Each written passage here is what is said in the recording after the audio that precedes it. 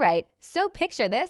It's the early 20th century, the world is tense, everyone has these massive alliances, and it's like a powder keg waiting for a match. That match gets lit in June 1914. You've got this guy, Archduke Franz Ferdinand. He's next in line for the Austro-Hungarian throne, and he gets assassinated in Sarajevo. Boom. Because of all those alliances I mentioned. One country declares war, then their friends jump in, then the other side's friends jump in, and suddenly, by August, almost all of Europe is at war. It lasted for brutal years, until November 1918. Here's the thing about the Great War. It wasn't like anything anyone had seen before. You had the Allies, mostly France, Britain, Russia, and eventually the US, against Central Powers Germany, Austria-Hungary, and the Ottoman Empire. With the fighting style, nightmare fuel. They dug these massive trench systems, mostly across France and Belgium. Soldiers lived in mud and filth for years, staring across no man's land at the enemy.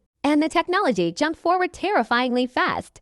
We went from horses to tanks, airplanes, submarines, and poison gas in just a few years. By the time it ended, the world map looked completely different. For massive empires, the Russian, German, Ottoman, and Austro-Hungarian just collapsed, gone. New countries like Poland and Czechoslovakia popped up in their place. But the peace treaty they signed, the Treaty of Versailles, was super harsh on Germany. It basically left them broke and angry, which, unfortunately, set the perfect stage for World War II just 20 years later. Here's a fun fact. So, the first Christmas of the war, 1914, something incredible happened. In some places, the soldiers just stopped fighting.